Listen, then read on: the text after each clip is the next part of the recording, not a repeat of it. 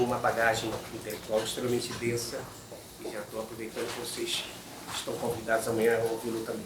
Horácio, eu estou dando uma referência de 30 minutos. Eu sempre falo que convidar as pessoas aqui na mesa, se preparem, né? Que na verdade convidar para 30 minutos, né, de arguição, mas eu peço que seja referência de 30 minutos, mas não vou fazer nenhum tipo de restrição. Espero que o Nilson se prepare para anotar os pontos relevantes para dialogar. Te agradeço pela enorme disponibilidade, dedicar seu tempo também até esse momento conosco. Gracias. Bueno, muchas gracias. No voy a cometer la violencia de intentar hablar en mi mal portugués, así que una violencia menor es hablar el español, así que les pido disculpas por eso. Y tampoco voy a tratar de hablar menos de 30 minutos. Aunque es muy difícil hacer justicia a la obra que nos ha tocado comentar en tiempo. Entonces esto es todo un desafío. Quiero decir que estoy profundamente conmovido en todo el sentido de la palabra por el trabajo de investigación hecho por Milson con la orientación del profesor Carlos Walter. Es una obra conmovedora en el sentido epistémico, teórico, político, y político en el sentido más profundo y radical de la palabra político, porque nos afecta a pensar la condición humana no desde una afuera, sino desde nuestra propia subjetividad. Creo que la tesis de Milson combina claridad y complejidad, rigurosidad y compromiso.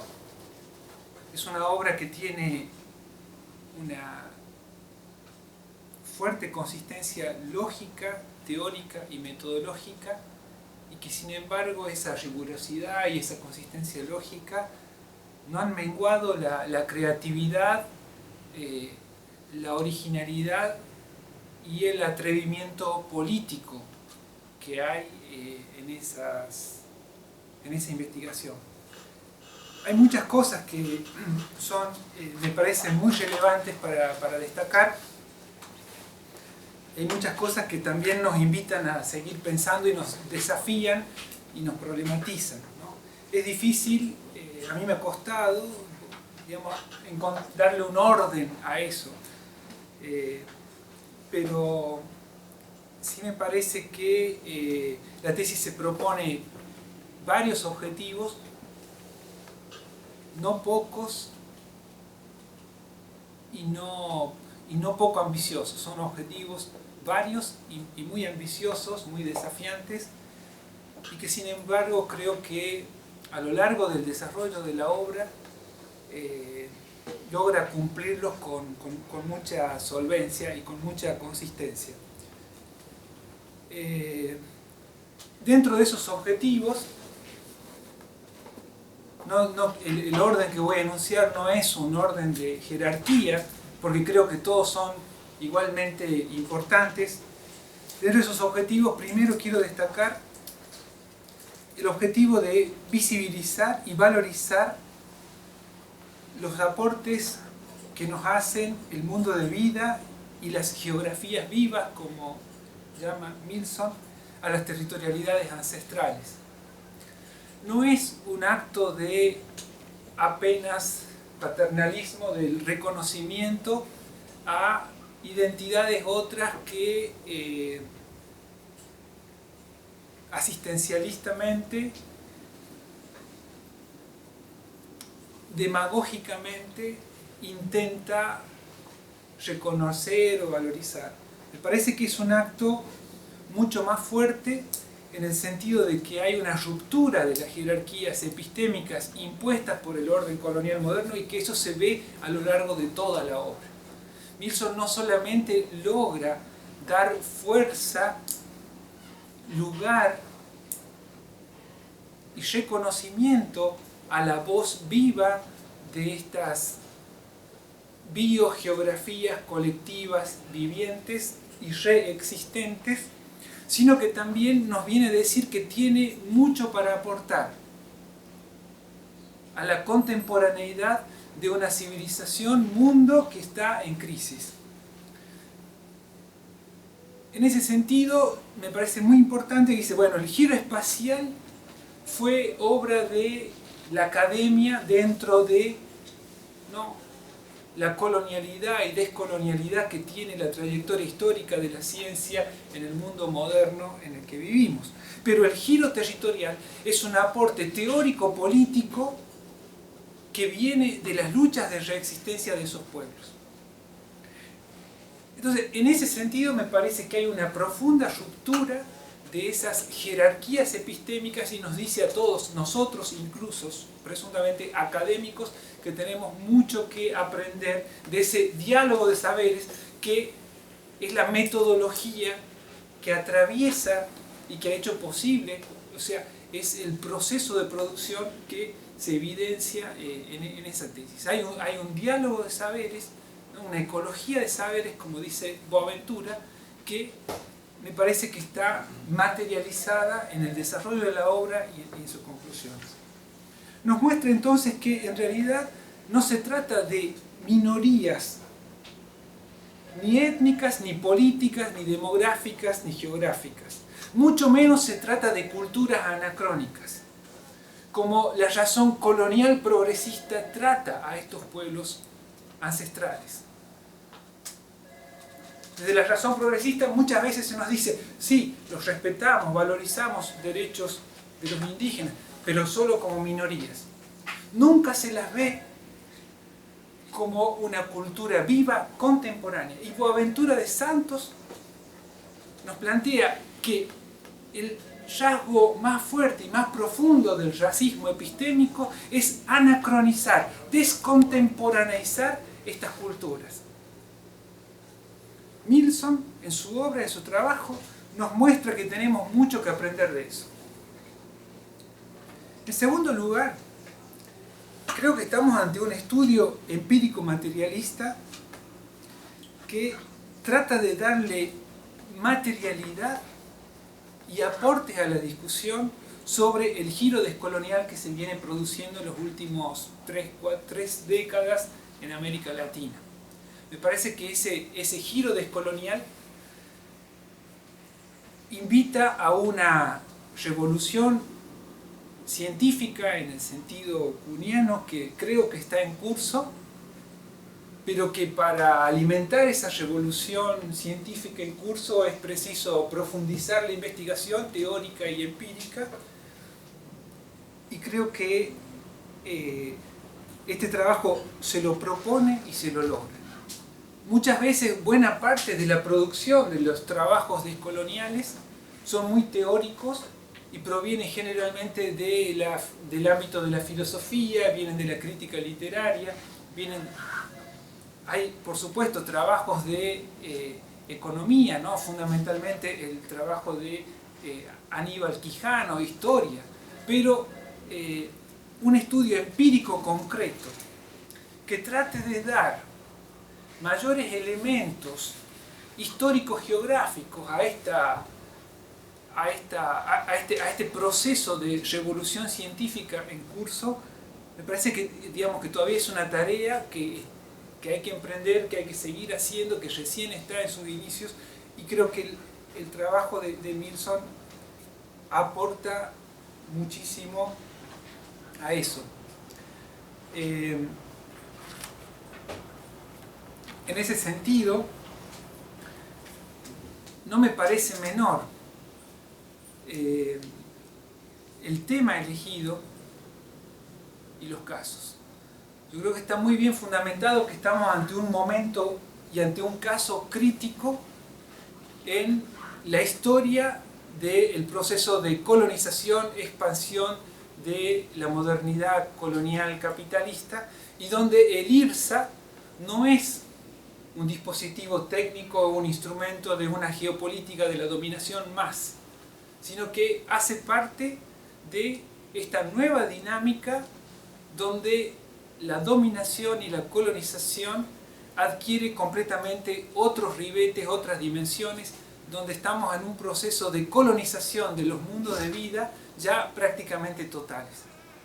En ese sentido, me parece que muy pertinente muchas categorías teóricas que se van proponiendo a lo largo de la obra para dar cuenta de esto. En primer lugar, ¿no?, la idea de Abya Yala América Latina como una formación geohistórica estructurada a partir de distintos ordenamientos territoriales superpuestos, contradictorios, y que expresan distintas cosmovisiones, distintas formas de concebir la vida, y que están ahí abigarradas en relaciones de dominación, subalternización, que hacen parte de una magma de conflictividad estructural.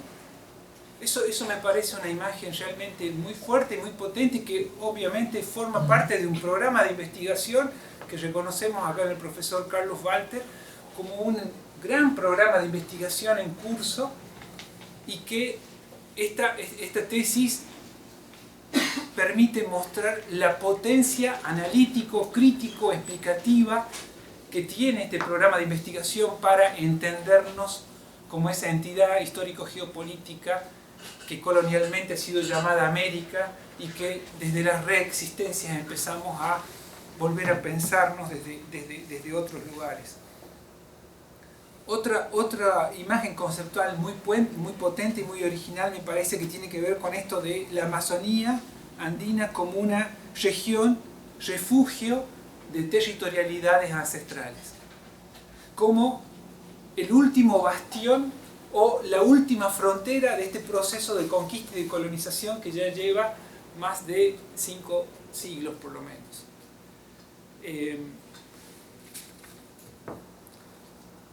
Otra dimensión, otra categoría que me parece importante resaltar es la idea de colonialidad territorial. La idea de colonialidad territorial me parece que densifica, complejiza, profundiza todas las categorías provistas por las teorías del giro descolonial. Una categoría que no había, que si bien podemos encontrar elementos que acá está explicitada, está planteada y está trabajada empíricamente, y que esa se usa para analizar los conflictos territoriales con una densidad y una profundidad que no es usual hallar. Como se ha dicho, estamos en un boom de modas, de estudios de conflictos socioterritoriales. El IRSA ha sido tratado en muchas tesis también, en muchos trabajos de investigación. Pero tratar la conflictividad socioterritorial, en particular la provocada por la implementación de las infraestructuras del IRSA, visto en esa perspectiva, ¿no es cierto?, de acumulación de tiempos, espacios, con una memoria de larga, de mediana y de corta duración, la verdad yo no conozco. Y es la primera vez que veo estos estudios de conflictos territoriales que trabajan desde esa temporalidad de larga duración. Me ha hecho acordar mucho, no quiero ser... pero digo, los conflictos sobre minería hemos trabajado, también lo hemos hecho así, ¿no? Y trabajado desde la idea de cómo el Potosí empieza a ser como la primera revolución mineral que antes que la revolución industrial, que antes que la revolución francesa empieza a producir el sistema mundo, y me parece que esto, ¿no es cierto?, que hace parte de una corriente de investigación que está en curso y que puede aportar a la complejización de los estudios de los conflictos socioterritoriales, que se corran de las modas intelectuales, que se corran de la superficialidad que muchas veces anida en esta forma de producción taylorista del conocimiento en la que muchas veces estamos.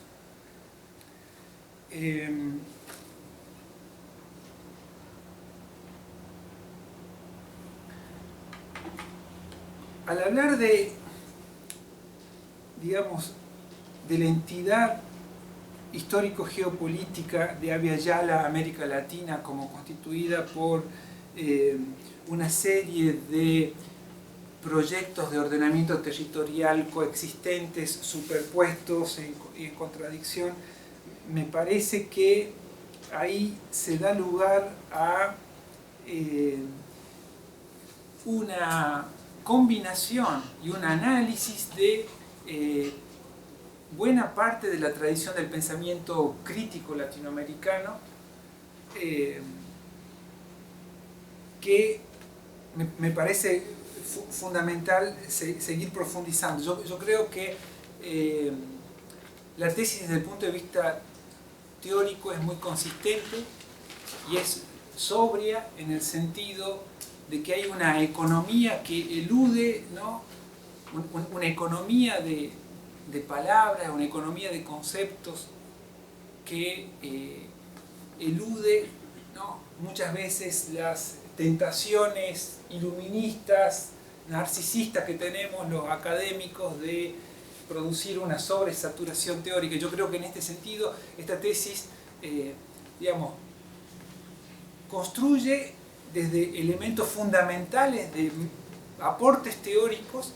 Podríamos discutir por qué hay algunos autores que no están, eso lo vamos a charlar y todo eso, pero siempre vamos a hallar, ¿no?, algunos autores que nos parecen que son fundamentales para tratar estos temas o no, pero creo que la tesis logra, ¿no es cierto?, una construcción que resulta finalmente fuertemente pedagógica, ¿no? Y esto es importante no solamente por la forma en la que está escrita, sino por, digamos, el sentido político de la tesis. Yo creo que en ese sentido, no solamente, digamos, y me voy ahí a la cuestión epistemológica, me parece que esto de la revolución científica que está planteándose, en la tesis se logra avanzar en varios sentidos. Hay una reflexividad epistémica que está desde el principio puesta y que ustedes lo han visto. O sea, en el sentido de decir, de explicitar el lugar de enunciación y de dar cuenta del lugar de enunciación, de correrse de esta supuesta neutralidad axiológica que tiene el discurso científico académico, de dar cuenta de la biogeografía del autor, de cuáles son no solamente los intereses académicos, sino también los intereses políticos y afectivos, que hace parte, ¿no?, de esta idea de romper con esta escisión tan fuerte que no solamente se da entre naturaleza y cultura, entre cuerpo y razón, sino también entre razón y emoción. Por eso el concepto de sentipensamiento es decir que acá hay motivaciones que tienen que ver con la afectividad, con cómo sentimos el mundo, que finalmente es lo más político, que tiene una subjetividad humana. Me parece que es fundamental y que invita a hacer otras formas de hacer ciencia que no solamente van a indisciplinar la ciencia en el sentido de romper las barreras disciplinares, no solamente van a discutir, ¿no es cierto?, la compartimentalización del mundo que hace la ciencia, sino también a romper esta falsa escisión que se da entre lo teórico, lo científico, lo político y lo afectivo de las subjetividades. Creo que en ese sentido, siguiendo con la cuestión epistemológica,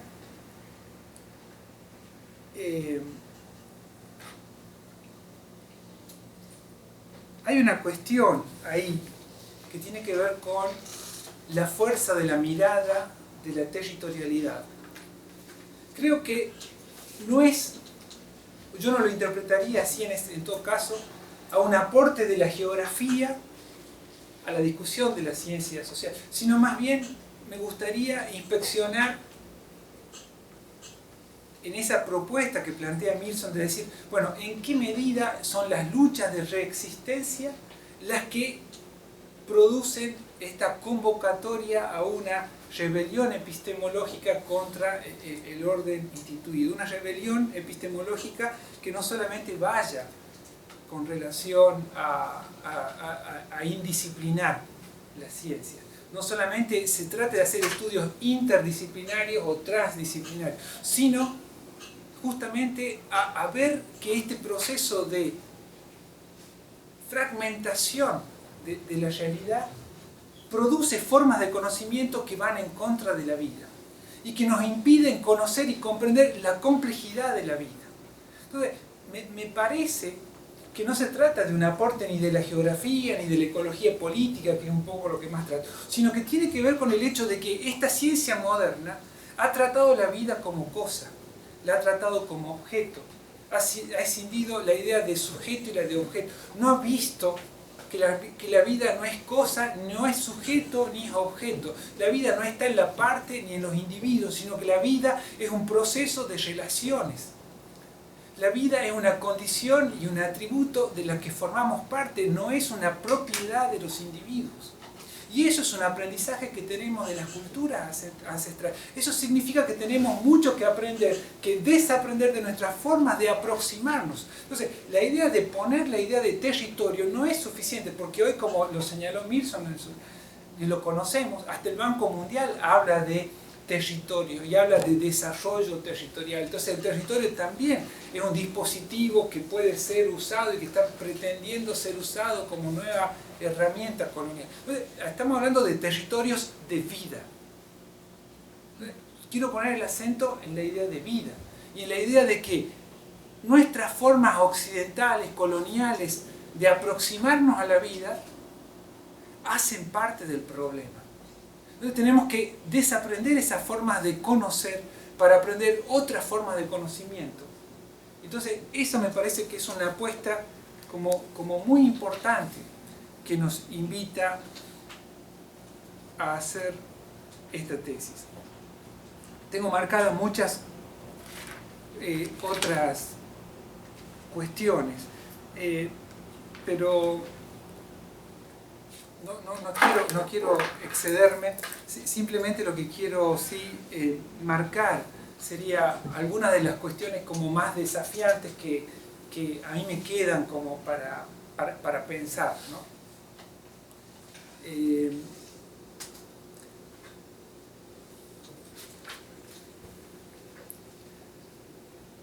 A ver por dónde. Bueno, lo voy a decir desordenado también como vengo haciendo, ¿no?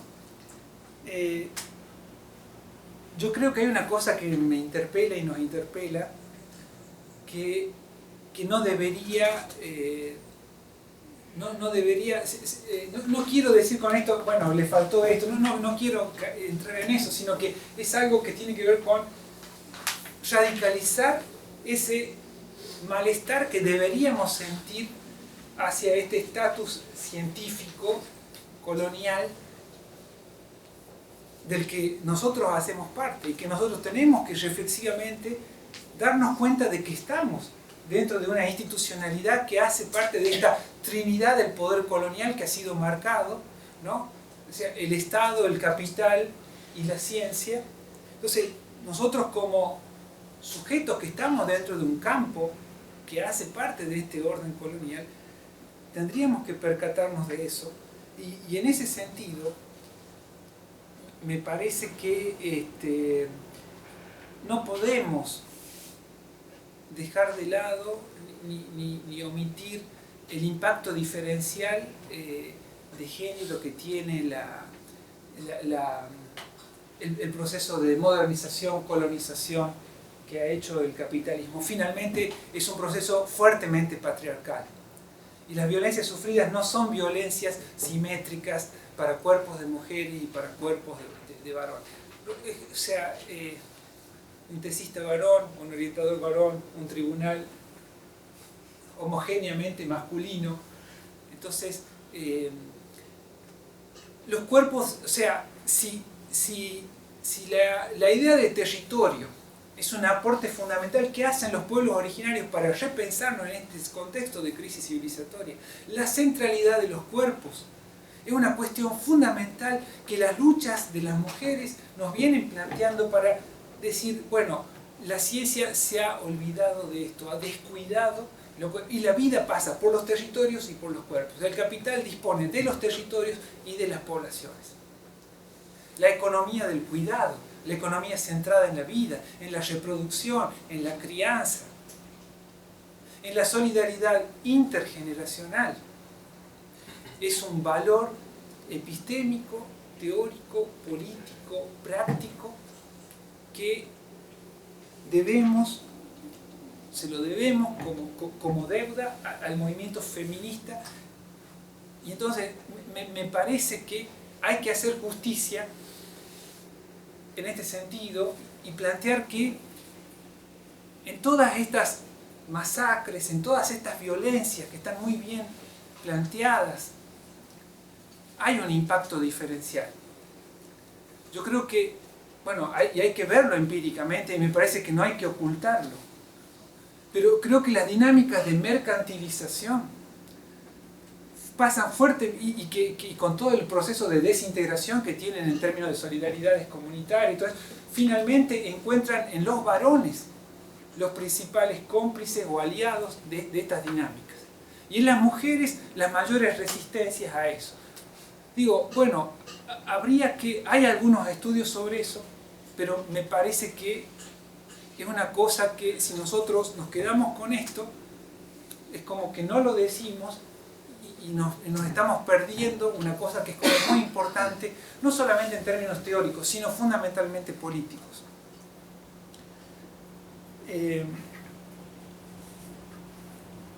La otra cuestión en esto,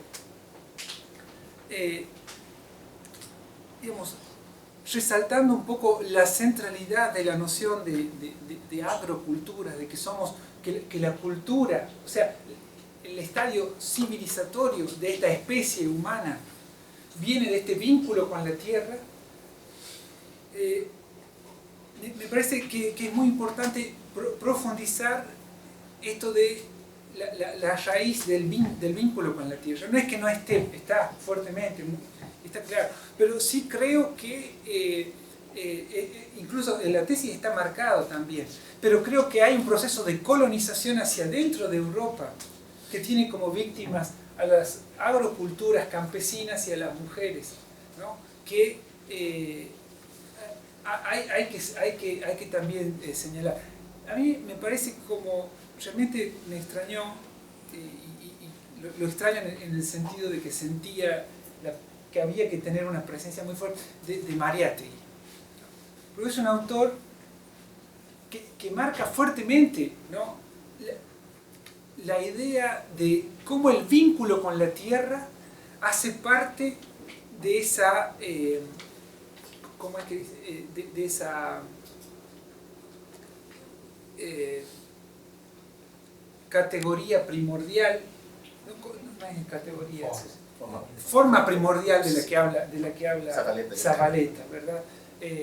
Yo creo que Mariátegui pone el tema de la cuestión de la tierra antes que muchos otros, y que también lo hace dentro de una tradición marxista para los cuales esto era desconocido y que también por eso sufrió las consecuencias de ser expulsado hasta propio del Partido Comunista por hablar, ¿no es cierto?, de un socialismo protagonizado por sujetos que teóricamente no eran los sujetos de la historia, como los campesinos y como los indígenas. No es que, digamos, bueno, hay que nombrar a Mariátegui por una cuestión de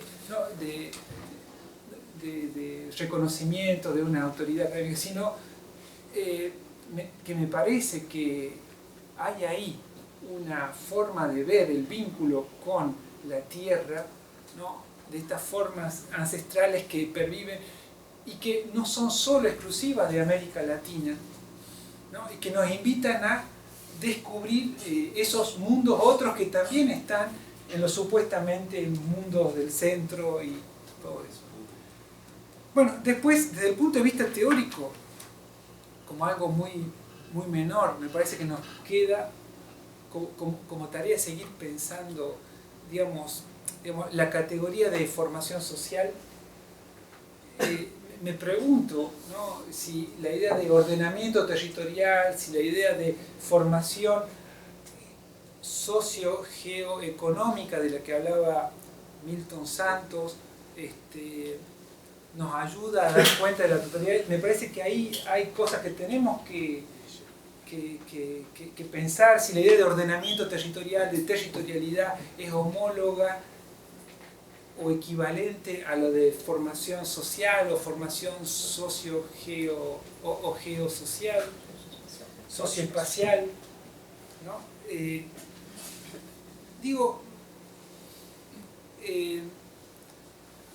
Más allá de la cuestión, ¿no es cierto?, de darle precisión a los, más allá de darle precisión a los conceptos, me parece que eso hace parte de los desafíos políticos que tenemos de cara al presente, es decir, de cómo imaginamos los escenarios de lucha, las disputas, que siempre son epistémicas, teóricas y políticas, y los desafíos que tenemos al presente. Entonces, porque eso nos va a llevar a pensar fuertemente, decir, bueno, ¿qué es esta formación de Abya Yala América Latina? Pensar la urbanidad y la ruralidad, ¿no? Y en ese sentido me parece clave, si la territorialidad del capital no produce formaciones desarraigadas, ¿no? Si tantos los desplazados de estas culturas indígenas y campesinas que viven como pobres y marginados en las zonas urbanas, si son entidades, subjetividades absolutamente desarraigadas o no, cuál es el vínculo que tienen. Entonces, y más allá, ¿no?, estas generaciones que han crecido de 2 o 3 generaciones en ciudades, ¿cuál es la territorialidad de esas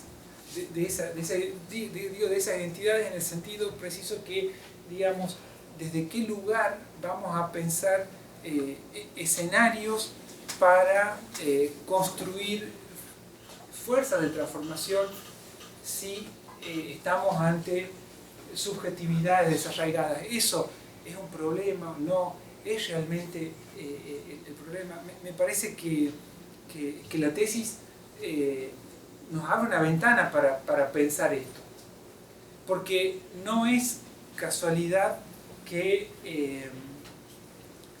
masivamente, hegemónicamente, esa mirada racista termine desconociendo, produciendo, digamos, esa invisibilización de estas otras alternativas que están vivas, están ahí, pero como dice Boaventura de Sousa, no las vemos como tal. El ciudadano moderno, ¿no?, de carne y hueso, las clases medias no lo ven como alternativas, y entonces me parece que eso es un desafío teórico y político fuerte que tenemos.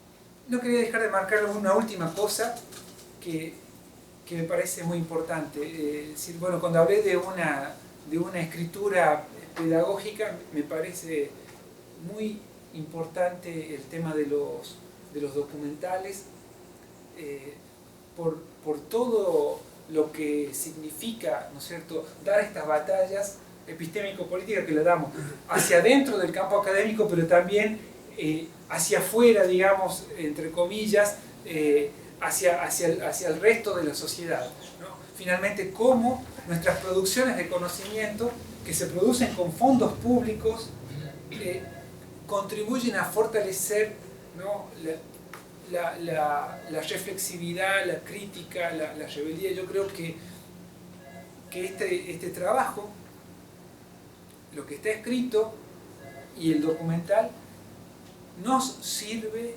muchísimo para sembrar una rebeldía descolonial, una rebeldía epistémica y una rebeldía que no solamente se hace política, sino que se hace carne. Digo, es una rebeldía afectiva. Cuando uno ve cómo está puesto en el análisis de los casos la violencia de esta obra modernizadora, colonizadora, que hoy en su última fase tiene esto que llamamos IRSA, esto te invita a la indignación, ¿no? Entonces, esta idea de que el desarrollo ha producido sangre, produce sangre, o sea, avanza sobre masacres, yo creo que no debería haber cuerpo humano que vea esto y que no se conmueva. Entonces, en ese sentido, me parece que esta tesis, como dije al principio, es conmovedora porque invita a una rebeldía epistémica, pero también afectiva, y que no nos deja quedarnos quietos y tranquilos en nuestros lugares. En ese sentido me parece que es realmente muy, muy valiosa. Gracias, Horácio. Passar para Nilson, a sua, né? Você quer responder a... Se tem uma vez? Fazer bloco de dois? Para seguir para algumas pessoas? Sim. Então, sim, graças, Horácio, por sua cuidadosa análise do trabalho. Passar agora para Jorge. Jorge também é um professor da Universidade Federal do Paraná.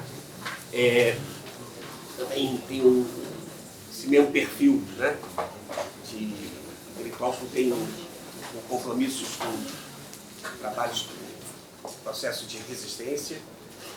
Portanto, a gente tem muito a aprender também com o Jorge. Então, Jorge, tem esse tempo aí que a gente está sinalizando, embora sabemos que vocês não merecem somente 30 minutos, mas está como referência para você poder desenvolver a sua reflexão a partir do trabalho do Nilson. Te agradeço também a tua disponibilidade de tempo para estar aqui conosco. Muito bem. Boa tarde a todos e a todas. Eu vou tentar falar em alguma coisa próxima, assim, no meio caminho entre o espanhol e o português. Né? Então, também me desculpem assim, porque eu li em espanhol, escutei o Nilson em espanhol, fiz as minhas anotações em portunhol. Então vai ser toda uma salada. Não? Agora aqui do lado do Horácio vai ser toda uma salada. Então vou falar alguma coisa, espero que você entenda isso, mas entre o espanhol e o português. Bem, para mim é um luxo estar aqui, não? O convite do Nilson e do Carlos. É assim uma oportunidade gigante de aprender, não? Gigante mesmo. Eu saí hoje lá da fria Curitiba, e não sou climática, não? Para um lugar assim cálido de muita troca, de se sentir muito à vontade, de conversar sobre coisas assim que eu acho que nos interpelam de uma forma profunda a todos, não? Eu acho que esse é um dos enormes méritos e dos muitos méritos do trabalho do Nilson, essa interpelação que ele com esse trabalho nos faz, não? Então eu mais do que eu tenho que agradecer, não, esse convite, a oportunidade de ler o teu trabalho, Nilson, de ver o teu de ler e de ver o teu trabalho. Acho que foi assim um momento que vai ter com certeza uma continuidade nessa perspectiva de estar aprendendo juntos. Bem, que bom que eu falei depois do Horácio, não? Porque ele, como Mediterrâneo continental do Sul, teve assim todo esse carinho, esse cuidado com todos os méritos que eu compartilho absolutamente do trabalho do Nilson. Eu, como Mediterrâneo continental do Norte, aí eu acho que somos muito mais secos, mas não sei o que é, esse negócio assim. Vou tentar assim colocar algumas questões e vou pegar carona nessa parte assim de todas as coisas boas do trabalho do Nilson, que eu acho um trabalho excepcional, assim, de uma intensidade, um compromisso, uma perspicácia, assim, uma coragem fantásticas. Né? Mas aí eu vou pegar 4 ou 5 questões muito mais dessa interpelação, viu, Nilson? Quer dizer, eu estava lendo o teu trabalho e me sentia por dentro, sabe? Era uma coisa assim como se o teu trabalho fosse feito a 4, 8, 10, 20 mil mãos, não? Parece que uma capacidade assim de administrar um conjunto assim de ideias, de pessoas, de referentes, de sentimentos, incrível, não? Então eu me senti assim dialogando, mais do que lendo e avaliando o teu trabalho, eu me senti dialogando, não? Então eu vou tentar salvar assim, me afastar do que poderia ser a síndrome do porquinho do Faxinal. O que é a síndrome do porquinho do Faxinal? O Faxinal é lá uma área de apropriação comunitária lá no Paraná, não? Onde as pessoas, imagina, nessa movimentação que você descreve, que no Paraná não é nem muito menos tão conflituosa, mas sofrem diversos conflitos e variados conflitos, não? Então tem a soja querendo entrar, tem o Pinos querendo entrar, tem as próprias lógicas individualistas dentro do Faxinal que querem reduzir, e a academia, a pesquisa, como que o porquinho erosiona o Faxinal. E a gente fica puto da vida, desculpa essa palavra, mas a gente fica assim falando, bem, a gente está pensando aí na reprodução tão difícil de uma lógica de sociabilidade, de cultura tão impressionante, e as pessoas vêm falar de que o porquinho está erosionando o Faxinal. Eu vou tentar não cometer a mesma coisa com o teu trabalho. Você está falando de coisas muito grandes, muito importantes, fundamentais. Está falando assim de deslocamento, está falando de um processo de violência, de uma historiografia assim absolutamente de conflitos que marcam esse passado e esse futuro. E eu vou tentar não pegar no pé de coisinhas como que quanto que o porquinho está erodindo o Faxinal. Tá bom? Então não leva essas coisas pelo lado miúdo assim, senão vamos falar de coisas assim mais gerais. Mas vamos lá. Bem, a primeira questão assim que eu queria muito conversar contigo e algo que dá muitas voltas assim na minha cabeça, mas que eu acho que em grande parte desses trabalhos também aparece, é o papel dos sujeitos.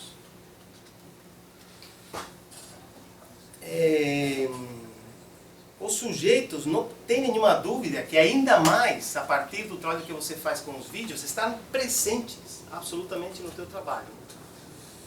E aí você vai falar já na página 8 das questões, de uma questão que depois não aparece, mas que está aí colocada, mas você como colombiano, de investigação, ação participativa. E aí,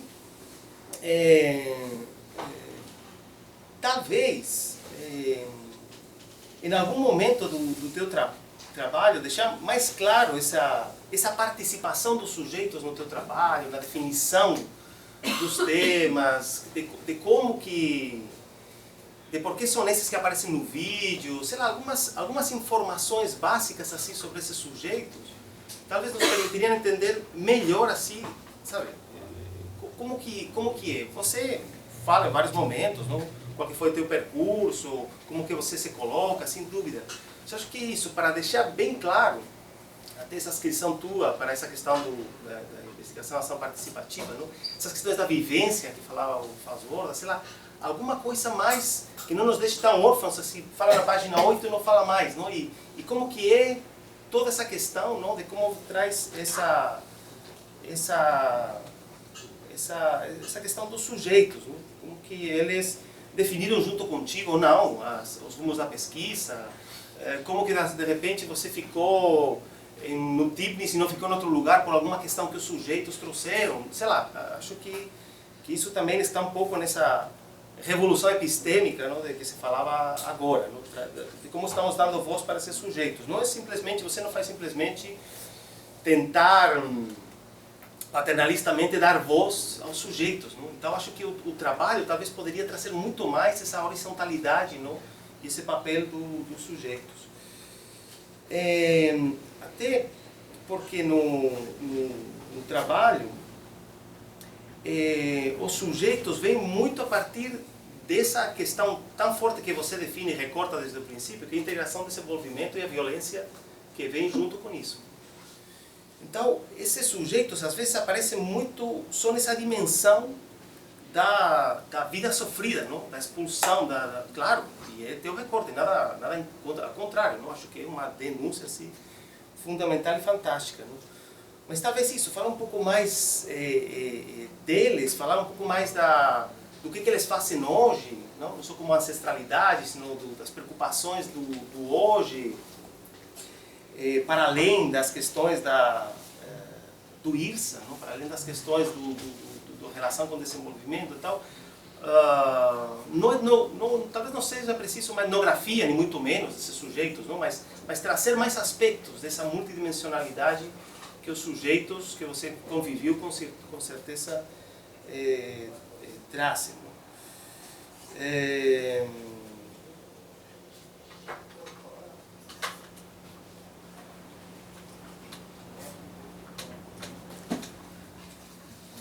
Isso tem a ver com uma segunda coisa que eu queria falar, mas antes disso, a questão desses sujeitos, não? Como eu te dizia, pluralizar um pouco mais essas formas que eles têm de ver o mundo hoje, que tem a ver com o quê? Por exemplo, os sujeitos que estão lá nas comunidades, mas não estão tão arraigados, territorializados, como você toma o principal sujeito teu, é aquele indígena absolutamente arraigado, territorializado, tal, mas seguramente tem nessas comunidades alguns que já estão desistindo, você falava aqui, não? Alguns que já estão meio que, às vezes, são jovens, não? Que são cooptados e captados por essas empresas. Não? Então, para não deixar só o sujeito em função da resistência do conflito, não?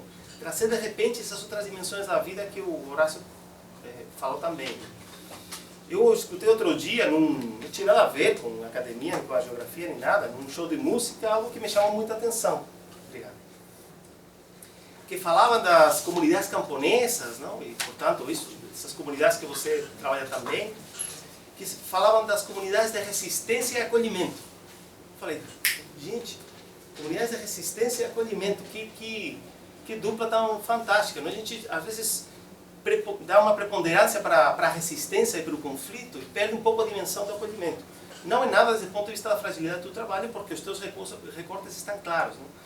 Mas talvez isso, dar várias faces mais para esses sujeitos, talvez seja uma forma de reivindicar muito mais o que se está perdendo com essa dimensão da violência, com essa dimensão de um desenvolvimento que apaga muitas vezes essas outras lados da vida.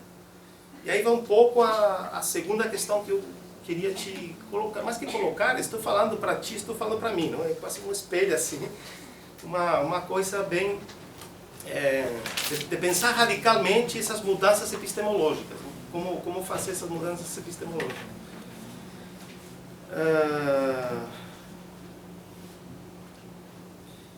Então essa segunda coisa tem a ver com isso que já um pouco sugeria Horácio, que é a questão dos ordenamentos territoriais. Né? Talvez a fórmula, a palavra, o conceito. Eu tenho dificuldade de ver uma certa contraposição entre ordenamentos territoriais. Né? Como se fosse o ordenamento territorial da ancestralidade versus o ordenamento territorial da colônia, do Estado Nacional, do desenvolvimento. Porque, de novo, parece que são coisas absolutamente irredutíveis.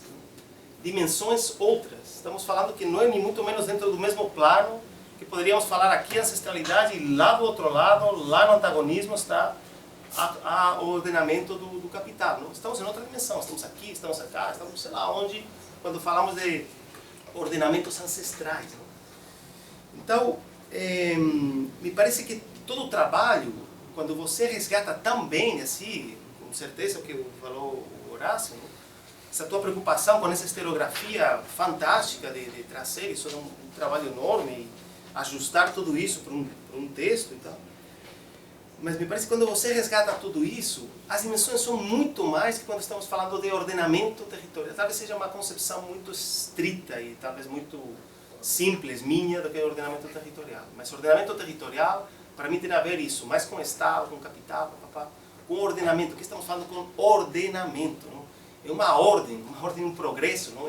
É algo que está, parece que marcado, datado, não? E me parece que a ancestralidade está em outro nível, em outro patamar, em outra confluência, em outra cosmovisão, é outra coisa. Não? Então,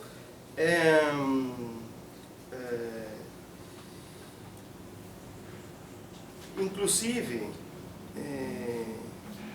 tem muito a ver com essa proximidade que você dá para o ordenamento territorial com o desenvolvimento. Não? O ordenamento territorial do IRSA e o desenvolvimento. Acho que já os pós-desenvolvimentistas já nos ajudaram muito a ver que não era uma tentativa de pensar outro,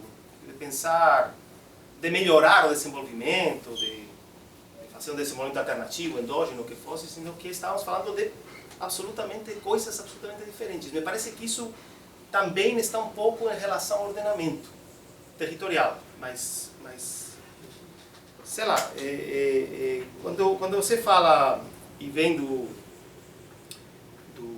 próprio documentário, não? A máquina se friega, mas o território sempre queda, alguma coisa assim. Me parece que é um pouco isso. Não estamos falando de uma dimensão tão maior, não? A máquina está relacionada a algo muito técnico, econômico. A dimensão do ordenamento parece que é essa na qual se fixa, não? Quando falamos de território, de ancestralidade, estamos falando de coisas muito mais plurais. O desenvolvimento, o subdesenvolvimento, não? Você trabalha ele como uma forma de racismo, dominação cultural, classificação, hierarquização, produção de alteridades. Fantástico, mas me parece que o ordenamento também faz isso, de alguma maneira. O próprio Arturo Escobar, naquele dicionário de desenvolvimento, quando trabalha o termo planejamento, não é ordenamento, mas trabalha o termo planejamento, acho que já traz muito dessas questões, não? De como que o planejamento, e talvez esteja fazendo uma associação muito simplória, mas me parece que o ordenamento vai um pouco nessas questões, não? Até para separar, até para diferenciar, não? Dar assim estamos falando de coisas isso, irredutível.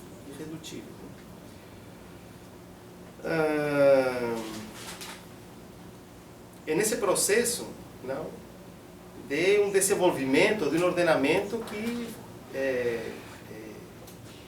fixa, não, formas que você trabalha muito bem, não, que você vai falando de ordenamentos diferenciados e que o Grossfogel também vai falar com aquela fórmula dele tão assim, chegando, não?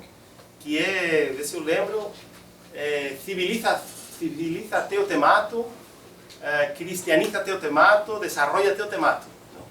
E agora democratiza teu temato, como momentos assim, não? Desses diferentes ordenamentos que aconteceram e no qual agora estamos nesse momento, não? De, bem, desarrolla teu temato, a IRSA é isso, não? O ordenamento que vem com a IRSA é um pouco esse esquema. Ainda mais quando eu acho que a Silvia Ribeira, talvez, fala dos militares como guardiães do desenvolvimento. Ou é Peru, agora se me misturaram um pouco, é Silvia Ribeira.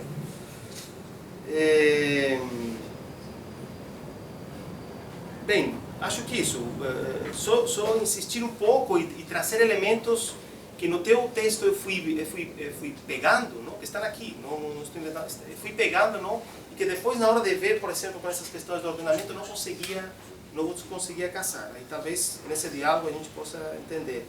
Em algum momento você fala de que os próprios indígenas, ou essas comunidades brindam serviços ambientais, econômicos, alimentares, não? Então, isso, há momentos em que parece que isso estaria dentro de um mesmo patamar, não? Eles brindam serviços muito mais importantes, mais interessantes que aqueles do desenvolvimento. Mas não são serviços ambientais, muito menos, não?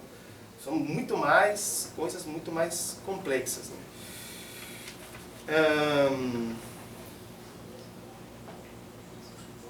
Para fechar um pouco esse ponto, assim, vocês não entender bem nessa questão do ordenamento, mas saber do que você está falando, sem dúvida. tem a ver com dois duplas aí de conceitos, que também tem a ver com o territorial, não tanto com o ordenamento, talvez, mas sim com o territorial. E que em vários momentos você vai trabalhando no teu texto, e que em alguns momentos isso, eu queria entender assim melhor para onde que você estava indo. Que organização espacial, ordenamento territorial, giro espacial e giro territorial. Organização espacial e ordenamento territorial, você vai trabalhando eles, às vezes meio junto, a organização espacial que o ordenamento territorial oferece. Então eu não acho que precisa assim, ser tão exato assim, com os conceitos, às vezes a gente tem que usar fórmulas, mas estava no início muito junto, organização espacial, ordenamento territorial, giro espacial e giro territorial. Quando a gente pensa o que significa o espacial na organização, o territorial no ordenamento, o espacial no giro e o territorial no giro, são coisas completamente diferentes, né? Então, talvez, em algum momento, sabe, você poder... Porque, imagina, ordenamento territorial, desde o ponto de vista, eu vejo as capital, estado, colônia, papapá. E o giro territorial são as comunidades que oferecem esse giro territorial, né? As comunidades que trazem, assim, um mundo de outras formas de entender o território, a vida, e tudo, a partir desse giro territorial, né? Como está tudo junto, talvez, sei lá, não sei, tentar se colocar um pouco aí nessas questões para que, sei lá, alguém mais desavisado não misture muito as coisas, né? Bem, agora sim, fechando esse dois, tem a ver com... São questões terminológicas de campos, eu acho que isso, de campos de saber, de campos de debate acadêmico, não, mas que também são políticos, como sempre, né? São absolutamente políticos, né? Se apropriar as comunidades de um ordenamento ancestral é uma coisa, se apropriar de uma ancestralidade, uma territorialidade ancestral talvez seja outra, não? Muito diferente. Então, quando você fala no início de adequações, no título, de adequações espaciais e de conflitos moderno-coloniais, parece que fazem parte também desses grandes campos de disputa de como trabalhar o acadêmico e o político, né? Você fala, olha, eu gosto dessa questão de adequações espaciais, mas talvez seja uma questão também que possamos jogar só na questão do linguagem, não? Mas você fala desde uma radicalidade do conflito, de uma violência do conflito, que eu não consigo ver adequações, são porradas espaciais, sei lá, uma coisa assim, de adequações parece que tem pouco, não? Então isso, ou você qualifica melhor essas adequações, porque você fala em 7, 8 vezes de adequações e em umas 50, 60 de conflitos e grandes problemas que tem essas questões. Está no título, não? Então veja, adequações espaciais, parece, vou chamar essa palavra agora de moda, resiliência? Resiliências, não sei, só queria te provocar um pouquinho para você poder também se colocar.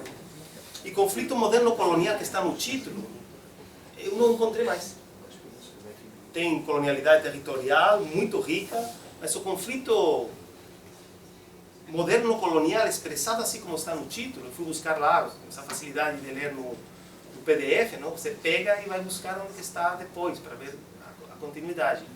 E eu não encontrei mais. Então, sabe, no mesmo título, adequações espaciais, conflito, sabe, e eu acho que você traz uma gramática do conflito moderno-colonial absolutamente assim, contundente. Então, bem, essa era uma segunda coisa. Uma terceira, eu como não tenho relógio, o Horácio ficou com o meu relógio aqui, cravou 30 minutos, assim, eu vou fazer uma de boba, assim, que não trouxe relógio hoje, para não... Mas vamos lá, eu vou tentar ser mais... Agora já acho que são mais coisas mais... Uma terceira coisa, que é sobre a questão da superposição, parece que trava, superposição ou acúmulo dos diferentes ordenamentos territoriais, não? Eu escutei no texto e depois você falando, acho que até o Horácio estava falando, algo assim, isso, que temos uma densidade, não? Nessa historiografia, não? Temos uma densidade das coisas que vão acontecendo, dos processos enormes, em função, gente, dessa coisa genial, assim, desses diferentes ordenamentos que vão se sucedendo. Será que hablam espanhol mesmo? Creo que en español va a ser peor. Creo que voy a cometer más. Vamos lá.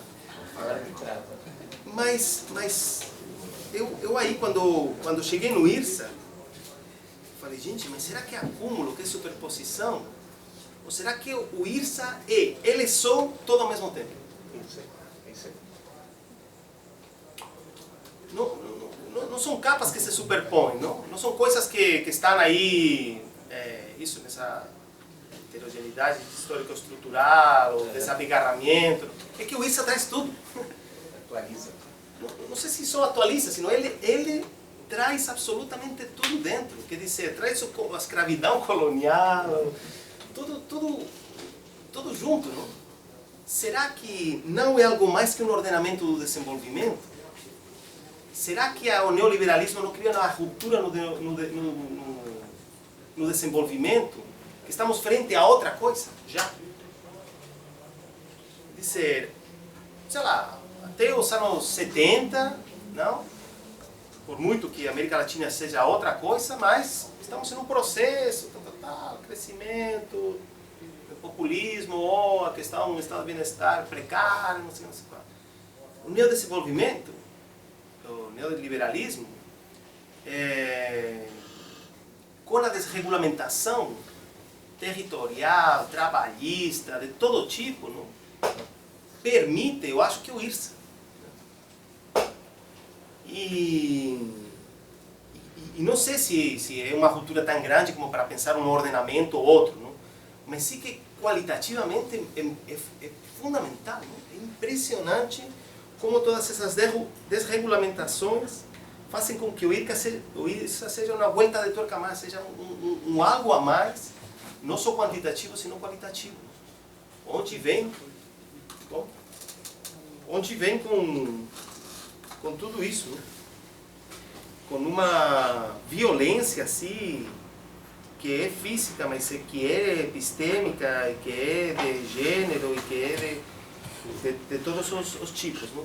Não sei, estou compartilhando várias coisas contigo nisso. Nunca desde o ponto de vista da falta, e sim desde o ponto de vista do diálogo, com certeza. Quarta questão, e só são 5. Então, estou chegando assim no... Estou na 7. Como? Estou na 7. Depois a gente conversa, então.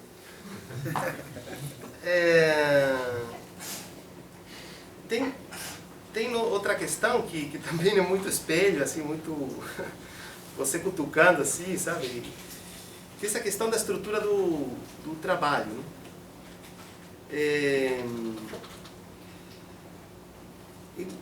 Eu no final, assim, falei, não, agora vou ver qual que é o desenho do trabalho do Milson, sabe? Se eu tivesse que desenhar ele assim com uma linha, um desenho assim, como que é o trabalho do Milson?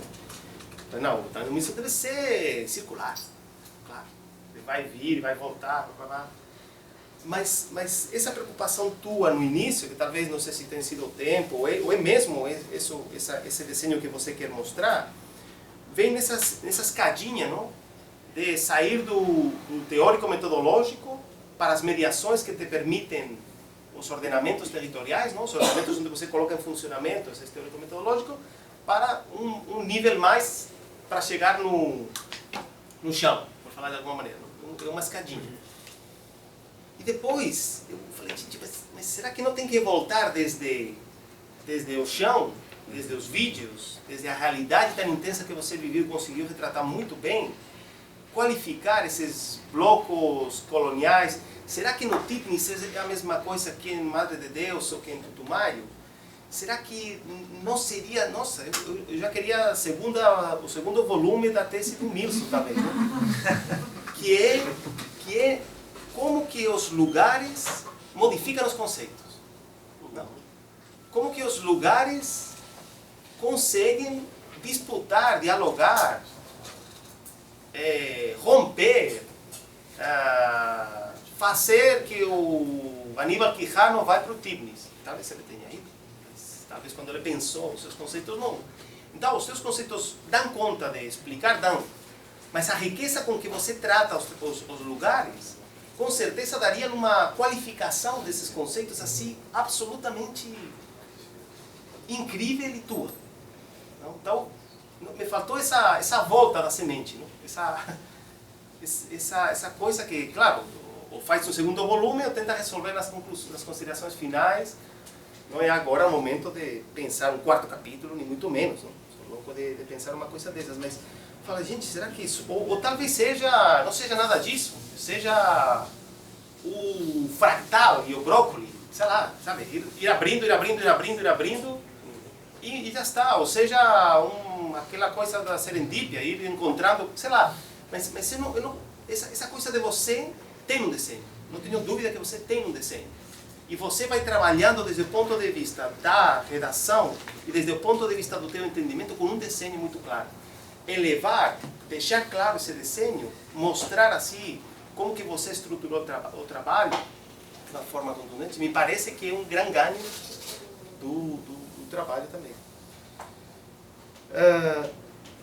A última assim, grande, depois tem pequenininhas, essa inter-relação entre o trabalho impresso e os vídeos. Gente, você agora ferrou com todo o grupo de pesquisa lá com a Encontra, porque a gente vai ter que fazer vídeo de todos os trabalhos, com certeza, não? Quer dizer, é assim não sei, um nível assim de possibilidade de contar incrível, não? Incrível. E aí, eu acho, não sei sabe como que você vai fazer depois, e vai juntar os vídeos, colocar dentro do, sabe, colar aqui. Vai ser uma tablet, entendeu? Pegar uma tablet e poder clicar e já ver o vídeo, não? Sei lá, acho que um dia vamos chegar nesse ponto, mas ainda não existe, não? Então, como melhorar o diálogo entre o texto impresso e o vídeo, não? Porque você tem isso na mão, mas por exemplo, você insiste. Quando chegamos no capítulo 3, avisa uma outra vez. Não, aqui você já teria que ter visto os vídeos. Eu não queria começar o capítulo 3 sem ver os vídeos. Ver o vídeo. E vai dos vídeos. Mas você não tem um link dos vídeos. Claro, na versão final já deve ter o link. Não? Mas sabe, como que você poder dialogar melhor para que as pessoas vão mais preparadas? Porque será que o primeiro é o vídeo? Olha, eu cometi o erro de fazer, não sei se eu erro, mas eu fui rebelde e falei, não, eu vou ler primeiro, vou ver os vídeos depois. Pronto, o Wilson está falando, eu vou fazer o contrário. Então, eu não sei qual que é a ordem. Porque eu vi os vídeos depois e vi as falas transcritas. Não? Fantástico, muito bem, mas sabe, como que o vídeo tem a mais? Ou o que o texto tem a mais? Ou, sabe? Poder mexer um pouquinho com isso, sabe? Não precisa muita coisa, mas dar um diálogo maior em algo que você faz, acho que bastante corajosamente, inovadoramente, que é essa questão dos vídeos, não? Até para você citar, de repente, no vídeo com minuto e segundo, não? Para as pessoas poderem se encontrar depois no vídeo os testemunhos, sei lá, alguma coisa que favoreça um pouco mais essa relação entre o texto escrito e o vídeo.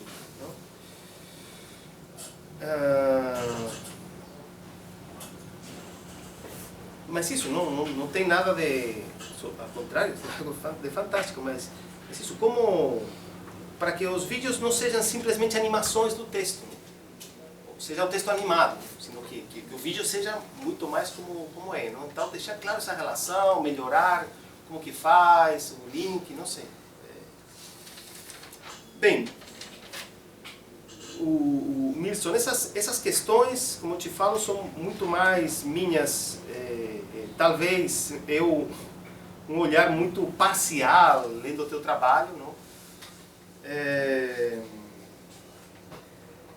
E que você depois, com o Carlos, vão ver assim, a oportunidade, a possibilidade de fazer. Não acho que sejam questões assim agora que eu te esteja deixando, não, sabe, como os caras do Porquinho do Faxinal esteja deixando aí um encosto para você, esteja saindo correndo, não? Me parece que são coisas onde você já tem as questões, não? Talvez seja, se você acha pertinente, deixar mais claros. E tem algumas coisas pontuais e formalidades que eu não vou ocupar mais tempo aqui, mas sim que tem uma que eu sim que queria te dizer, que esse quadro síntese que você coloca, eu olhei para esse quadro e falei, gente, os faxinais que não tem nada disso, que não tem essa violência, que não tem Nirsa, que não tem... Né?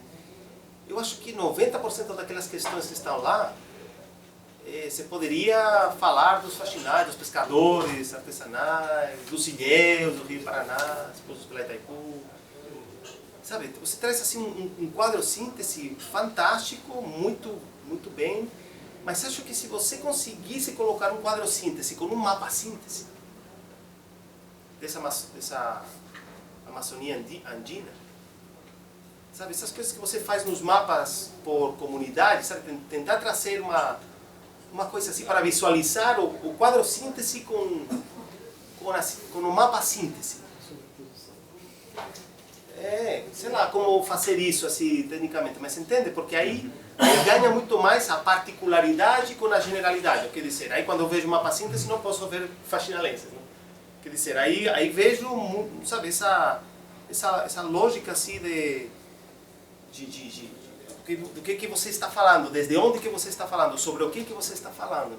Não sei se isso, talvez tecnicamente seja difícil, mas você traz muitos mapas muitíssimo interessantes. Talvez isso mostrar como que isso no final representa uma série assim de catástrofes, não? Que se cernem sobre essa região aí da Amazônia Andina, que é impressionante e impactante. E eu deixei para trás, assim, não tinha lembrado no momento, por que não o Equador? Não?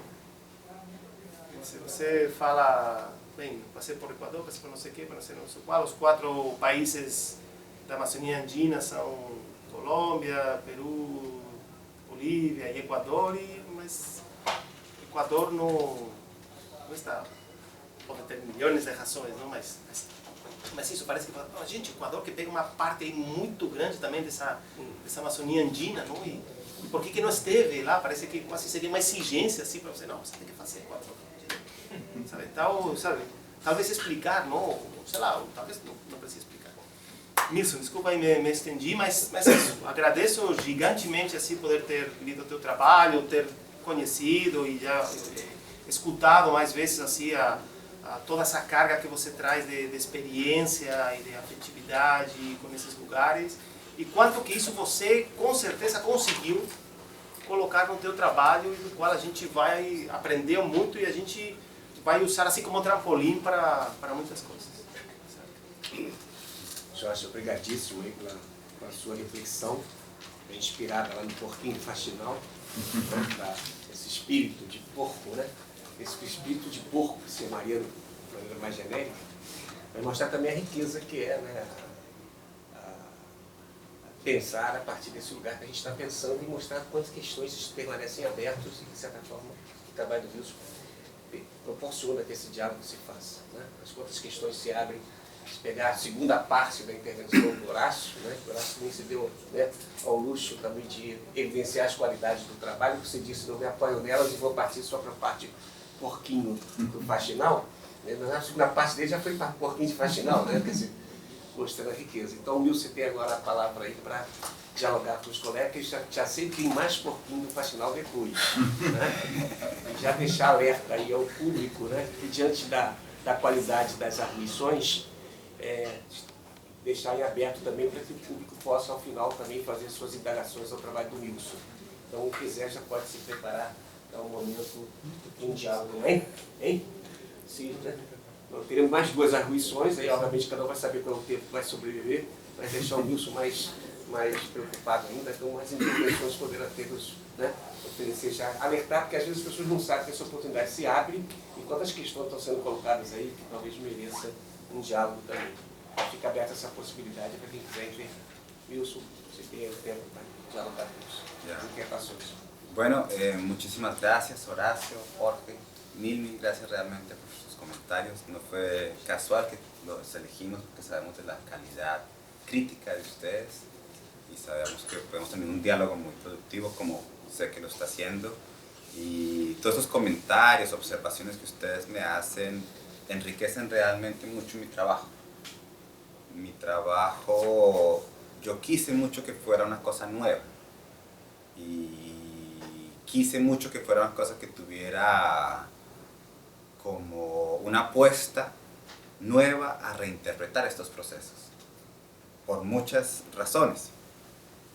Entonces, cuando tú asumes esos desafíos, también debes reconocer que hay momentos de flaqueza en el trabajo. Y yo soy totalmente consciente que el trabajo, por lo novedoso, por lo retador sobre las formas tradicionales de interpretar estos conflictos debe ganar más solidez para yo sentirme más seguro con él.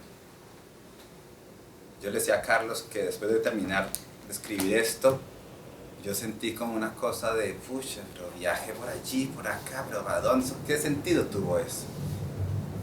Para mí, un objetivo siguiente de este trabajo es acortarlo.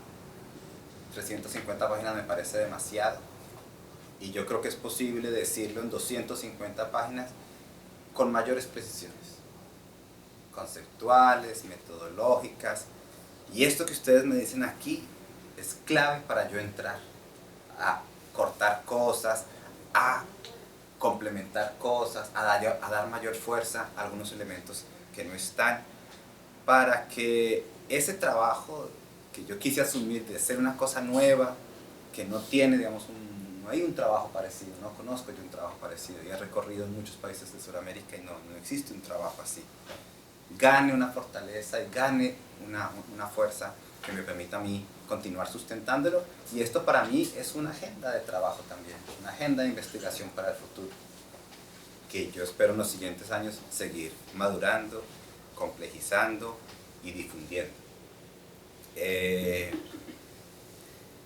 Como lo dijo Horacio, yo estaba muy preocupado por visibilizar y valorizar esos saberes haceres ancestrales. No por una cuestión romántica, indigenista, sino por una creencia absoluta de que ellos no son minoría. Llevo 14 años recorriendo Sudamérica y no son minoría. En las noticias, en los medios, en la academia, muchas veces se ve, los indios allá, un conflicto allá en el Piauí o para allá en la frontera y tal. Pero tú vas a recorrer la geografía del continente, es uno aquí, aquí otro, aquí otro y aquí otro. Prácticamente no hay comunidad que no esté afrontando un conflicto territorial en este momento. Ahora, a estas comunidades se les contempla desde un racismo, desde el mundo urbano, desde el mundo académico, desde el mundo político, muy fuerte, que los inferioriza, que los ningunea. Y si tú te pones a dar cuenta, y por eso yo hice una apuesta de visibilizarlos, que es tomar este concepto que viene de la Constitución boliviana de pueblos indígena originario campesinos, sin coma, para no colocar aquí a los campesinos y aquí a los indígenas, sino colocarlos dentro de un bloque, de un sujeto colectivo que es muy fuerte aún en América Latina. Y entré a cuestionar todos los censos, porque los censos están diseñados para invisibilizar estas poblaciones. Entonces hay un racismo que les niega sus saberes y haceres. Hay unas estrategias del Estado que tratan de invisibilizarlos. Entonces hay una concepción inmanente en la academia, en los medios, en la política, de que son pocas poblaciones conflictivas y que a poco se van a acabar. Yo no solamente valorizo su dimensión geográfica a nivel de América Latina, también visibilizo y valorizo su número poblacional, que está muy reducido, y valorizo todos los saberes haceres que están anclados en esas geografías, desde estos tejidos que yo he traído hasta la yuca, la papa, el maíz y todos estos alimentos que vienen de allá y que están en proceso de desaparición. Y ese proceso de desaparición va a implicar mayores cánceres, mayores problemas en nuestra salud. Entonces, yo le quise dar un poco la vuelta a la arepa, como decimos en Colombia, y tratar de ver la historia de otra manera. Desde el mundo urbano no nos cuestionamos por qué, cómo fue que acabamos que el 78-80% de la población de América Latina viva en menos del 1% del espacio geográfico de América Latina. Y eso lo asumimos con una naturalidad. Y yo no voy a entrar en cuestión con la gente que trabaja el tema urbano y cuando hablan del derecho a la ciudad. Pero yo digo que ¿de qué están hablando? El derecho a la ciudad. Nos han metido en las últimas décadas especialmente en espacios reducidos. Hay una mal distribución del espacio y aún nos tienen diciendo que tenemos derecho a la ciudad. El derecho a la ciudad tiene que pasar también por el derecho a los territorios primero que todo. Porque es en la ciudad que estamos más dependientes, más subordinados, más controlados, donde perdemos más la autonomía y donde somos marionetas del consumo y de subjetividades y de deseos. Estas poblaciones no, que son muchas y tienen una extensión territorial muy grande. Entonces, para mí, eso es uno de mis objetivos políticos y académicos de este trabajo.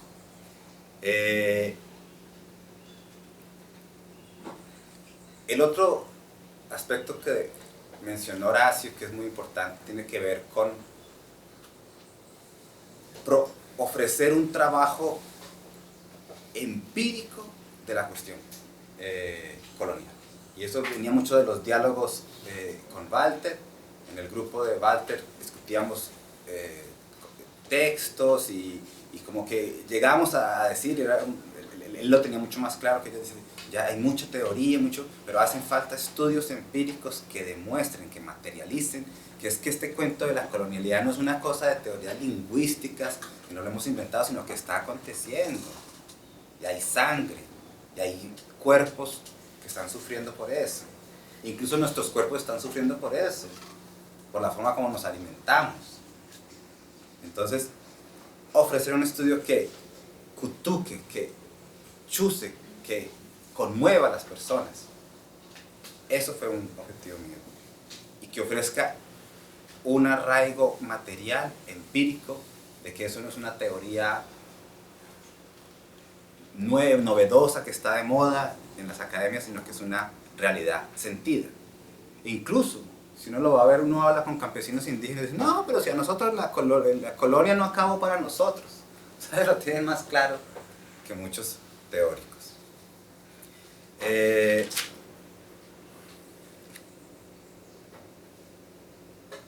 También otra cosa que rescató Horacio, que es importante, es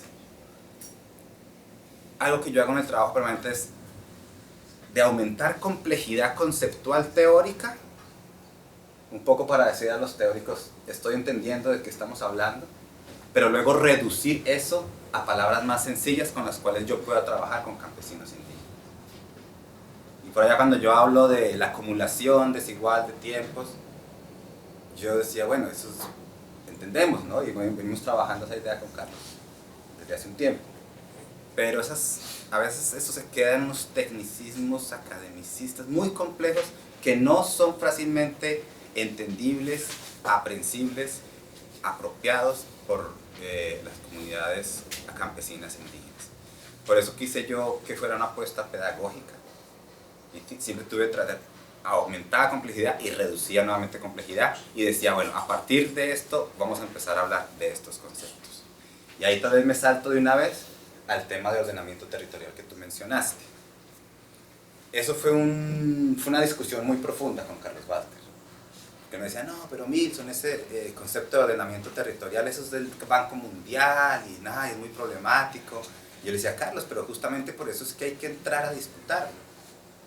hay que disputar el sentido de ordenamiento territorial, hay que disputar el sentido de orden. Y Carlos también tenía esa relación entre orden y ley. Decía, pero es que la ley es una cosa más reciente y la ley viene de arriba y el orden. Yo decía, no, pero, o sea, digamos, yo estudié Derecho. El origen más profundo de la ley y del orden son las prácticas consuetudinarias. Que eso quiere decir las formas culturales de hacer las cosas. Eso es origen del derecho. El derecho consuetudinario son las prácticas que ordenan ciertas formas de hacer las cosas. Entonces yo dije, vamos a reconocer que estas comunidades indígenas y campesinas tienen un orden, no es que estén desordenadas. Tú no puedes llegar a poner allá una planta donde ellos dicen que no. No puedes mezclar plantas medicinales con plantas para alimentar a los animales. No puedes entrar a pisar ciertos territorios que solamente los chamanes pueden ir allá. Hay plantas que se manejan las mujeres y otras plantas que las manejan los hombres. Entonces, ese orden ancestral va mucho más allá del ordenamiento de las leyes, del ordenamiento técnico, del ordenamiento vertical. Es mucho más complejo. Tal vez sí, y eso es un desafío, Jorge, pensar en otra palabra. Y eso del ordenamiento territorial tiene sus problemas, pero también tiene sus posibilidades. Es entrar, yo les trato de decir a los campesinos indígenas, es que no, o sea, ahorita están llegando ONGs, el Estado, y vamos a ordenarles el territorio. Ustedes no creen que su territorio ya está ordenado. Más bien ustedes nos lo han venido desordenando. Entonces, a eso le apunto yo. Es una apuesta política. Tiene sus problemas conceptuales, pero es una apuesta de decir, nosotros tenemos nuestro territorio ordenado. O como dicen en el Cauca, nosotros tenemos nuestro plan de vida es que ordena nuestro territorio. El plan de desarrollo lo discutimos para afuera, pero ustedes no nos vienen a ordenar el territorio. O como dice la Asamblea Guaraní, ustedes no vienen a decirnos qué políticas educativas y qué políticas de salud se van a implantar en este territorio. Porque nuestra cosmovisión de salud, de educación, de alimentación, son elementos integrales en nuestra organización del territorio. Entonces no nos vengan con políticas de salud de arriba para abajo porque nos desordenan el territorio. No nos vengan con políticas educativas de arriba para abajo con escuelitas porque nos desordenan el territorio. Entonces hay problemitas, pero hay también desafíos y hay unas razones por las cuales le aposté a hablar de ordenamientos territoriales. Me parece muy pertinente el llamado de atención que hace Horacio sobre buscar dar más atención al impacto diferencial en hombres y mujeres, ¿no? Yo creo que eso está un poco negligenciado en el trabajo, pero hay forma de salvar eso todavía. En algún texto que escribí cuando vivía en Bolivia, traté de explicar las formas diferenciadas que tenían hombres y mujeres de gestionar el territorio. Y cómo, y la Silvia Rivera dice, los hombres tienen una concepción de defensa territorial muy diferente a la concepción de defensa territorial que tienen las mujeres.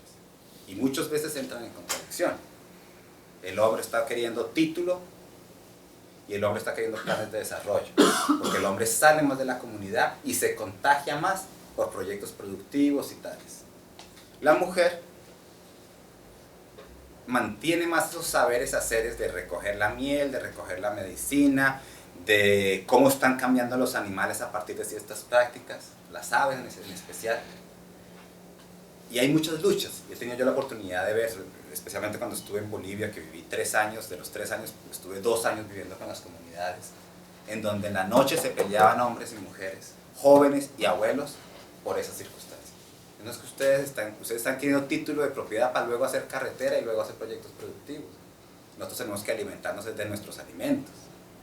No vamos a aceptar a la cooperación alemana que viene con proyectos de café orgánico, porque esos café orgánicos, ¿quién que se va a tomar ese café? Nosotros no tomamos café, nosotros tomamos chicha. Entonces hay una concepción diferenciada en cuanto a los saberes haceres masculinos y femeninos. Lo otro es que, si ustedes se dan cuenta, en los videos, la voz femenina es mayoritaria. Y eso fue así seleccionado, porque yo sentía que esa mayor riqueza de sensibilidad del territorio estaba expresada por ellas. Y por ejemplo hay una chica que se llama Judith Hakanemijoy que habla de la defensa del primer territorio. Y la defensa del primer territorio es la defensa del propio ser a partir de nuestros saberes y haceres. De cocinar nuestra comida, nuestro frijol, nuestra papa, de cocinar nuestros cuyes y nuestras gallinas. Eso sustenta nuestro primer territorio que garantiza la defensa del otro territorio. Muchos de los hombres están preocupados por el título del territorio, el título que les dice titularidad. Pero hay muchas comunidades que con título de propiedad en la mano, que les dicen que son territorio colectivo, acaban cediendo su terreno para papayeras, para eucalipto o para otros proyectos. Entonces tienen el territorio pero perdieron todos sus saberes haceres. Entonces yo creo que hay forma de mirar en el trabajo de investigación, tanto en el texto como en los videos, y tratar de traer un poco más ese aspecto diferenciado, tanto de las formas como opera la opresión, quienes están siendo violadas y prostituidas, donde avanza la minería de oro, son las mujeres. Entonces eso, bien que me hagas ese llamado de atención, y es algo que quisiera complementar.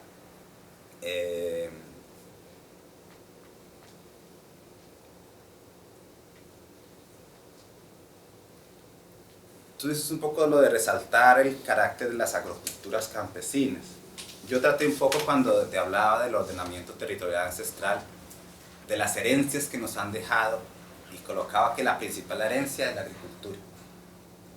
Y que esa herencia en la agricultura aún sustenta el alimento del 70% de la población de América Latina. Entonces no es cualquier bobada. Y eso está en proceso de desaparición acelerado en este momento.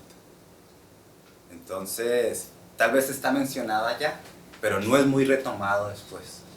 Entonces quisiera así darle una fuerza a eso.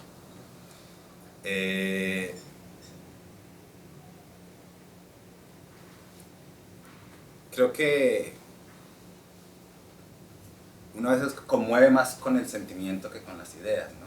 Y creo que me gusta eso, me gusta que lo hayas visto así, porque a veces es bueno que nos saquen de nuestra posición de confort, y que a veces nos creemos muy de izquierda, muy avanzados, muy alternativos, pero con este trabajo, con los videos, yo trato de mostrar, oiga, nosotros también somos responsables de eso.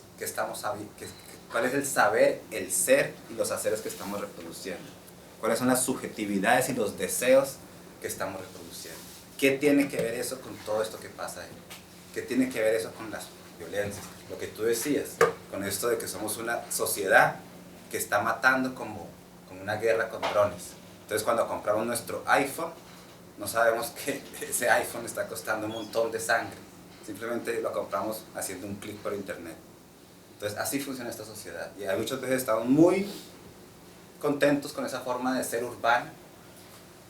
Y yo creo que eso hay que cuestionarlo, y eso apunta a conmover las personas con estos testimonios.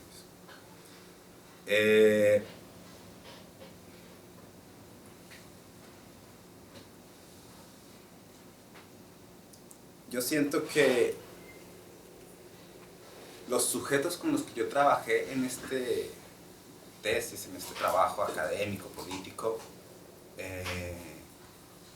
todo el tiempo estuvieron presentes en mi inspiración, en la forma como pensé el trabajo, en la justificación de por qué hacerlo, por qué hacer los documentales, que fue un esfuerzo, tengo que decirles, yo dediqué mucho más tiempo y más dinero también haciendo los documentales que escribiendo la tesis. Y yo siento que valió la pena. Ahorita vengo de la Amazonía colombiana y me agradecen muchísimo ese trabajo y están contentos y les está sirviendo.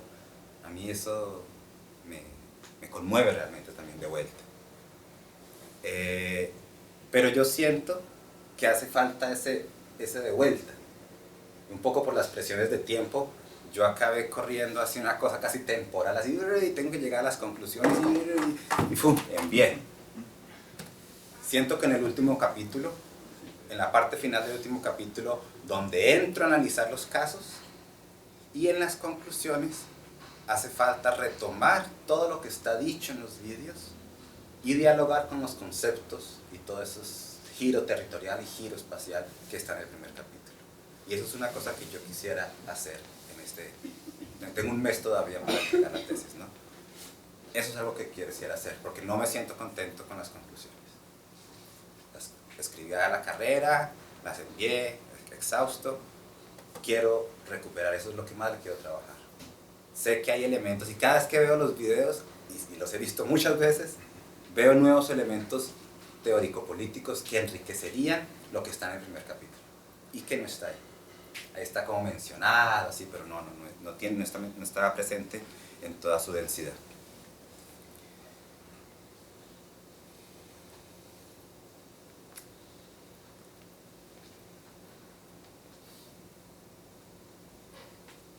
Creo también que hace falta en el capítulo de los casos caracterizar mejor las comunidades. Y tal vez con eso ver un poco las características diversas, multidimensionales de esos sujetos. Creo que en ese capítulo donde entro a analizar la IRSA y los casos, entré mucho a lo que está pasando en términos de crueldad, en términos de conflicto, en términos de desposesión, y abarqué, los casos son largos, pero no caractericé muy bien las comunidades en su vida, en sus saberes haceres, en sus prácticas cotidianas. Eso hace falta para considerarlo realmente como sujetos.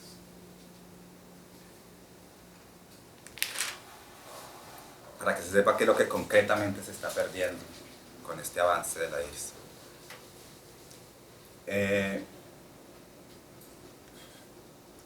Ese recurso de la sobreposición, imbricación, justaposición o abigarramiento de ordenamientos territoriales,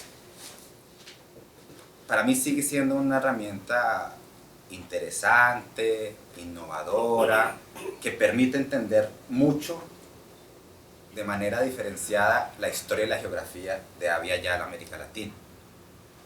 Pero, y eso lo hemos dialogado con Rogerio, lo hemos dialogado con Carlos, hace falta cualificar mejor las instituciones que se van creando, los sujetos, las verticalidades. Entonces yo sigo con la idea de seguir sustentando eso como proyecto, pero hace falta cualificar algunos elementos. Lo de los ordenamientos territoriales, pues ya lo mencioné. Hay algo que a veces se malentiende, digamos, traté de mencionarlo, pero tal vez hace falta mayor fuerza, y es que no podemos hablar de cosas como que aquí está esto, y aquí está lo ancestral, y aquí está el bloque de ordenamientos coloniales estado desarrollistas, y acá están las comunidades indígenas. Eso hay que verlo en grados y en escalas. Si bien yo hago una apuesta política de colocar toda esa población dentro de un bloque indígena originario campesino, siguiendo la fórmula de la Constitución boliviana, que tuvo el mismo problema. Ellos no dicen, es que nosotros campesinos somos hermanos de los indígenas, somos descendientes de los indígenas. Que nos campesinizaron de manera obligatoria, eso es otra cosa. Y que ahí perdimos mucho, eso es otra cosa. Pero nosotros reivindicamos nuestra herencia indígena, por más que los documentos digan que somos campesinos y por más que tengamos campesinas, prácticas que son más campesinas que indígenas. Ese mismo debate se está dando, por ejemplo, en Colombia, cuando se habla de la cumbre campesina, afro, indígena, étnica, todo junto. No, es que el hermano afro está en la misma situación que el hermano indígena y que el hermano campesino. Y las políticas económicas hacen que en las prácticas nos enfrentemos. Si tú vas en Bolivia y recorres territorios, a nivel local se piensa que el principal conflicto es entre los campesinos invasores de tierra y los indígenas. Pero ellos son los dos sujetos poblacionales más estigmatizados, más subordinados, que en lo local están enfrentados. Pero los territorios en los cuales ellos están enfrentados, si los mides en términos de extensión, no es nada en comparación con los territorios de terratenientes enfrentados con indígenas y campesinos. Y eso pasa en Colombia, y eso pasa aquí también, y eso pasa en Chile. Entonces, esa es la estrategia de colocar esa población como un bloque todo. Ahora, claro que hay diferencias enormes entre los indígenas en aislamiento voluntario que viven en la frontera Perú-Brasil o las comunidades indígenas que fueron evangelizadas por las misiones jesuitas o las comunidades indígenas que están campesinizadas. Obviamente que hay grandes diferencias. Entonces, por eso es que es importante ver eso como escalas y como grados, no como realidades absolutas y totalmente diferenciadas. Entonces, la realidad es mucho más compleja en términos escalares y en términos graduales, pero la apuesta teórica y política es entenderlos como dos bloques diferenciados.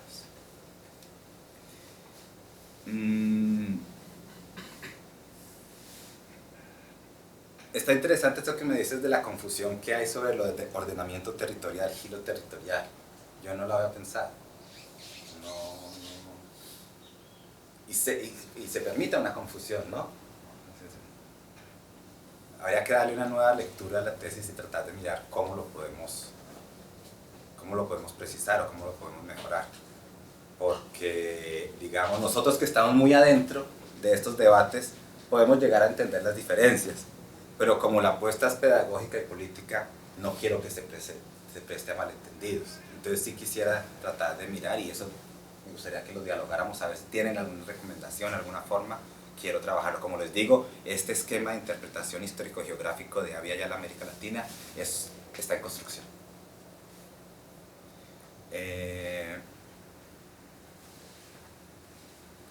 Sobre el conflicto moderno colonial,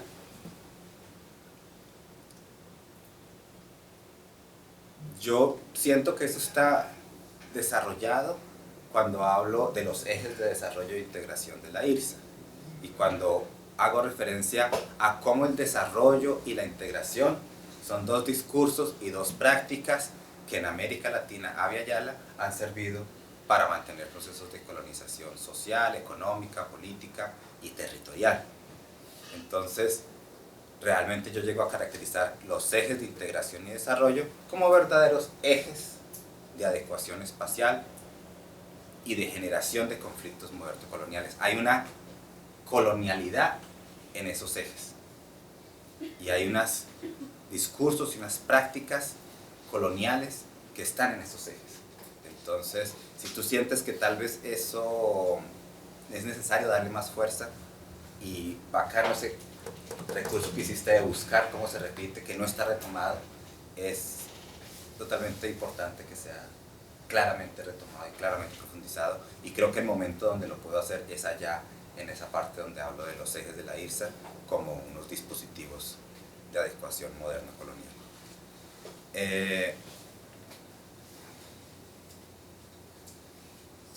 Tú caíste en yo tuve una duda y yo no supe cómo solucionarla, y yo decía, bueno, si hay poblaciones en la Amazonía andina que no sufrieron la colonia, que no sufrieron la modernidad, que no sufrieron el desarrollo, pero que ahora les llega el IRSA, entonces para ellos el IRSA no está dentro del ordenamiento territorial desarrollista, sino que el IRSA es todo.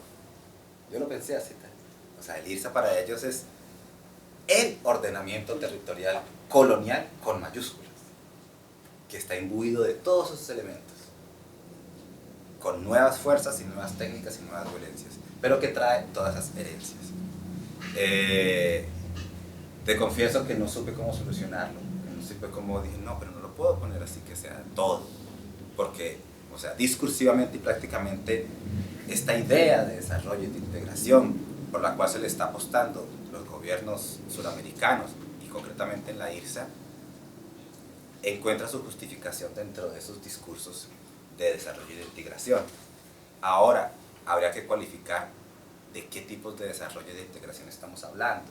Si el carácter neoliberal, o si el tema del consenso de los commodities, o si hay elementos cualitativos que nos indiquen que eso podría ser algo más que simplemente una técnica de adecuación espacial dentro del ordenamiento territorial del desarrollo. Eso es una pregunta que para mí quedaría abierta.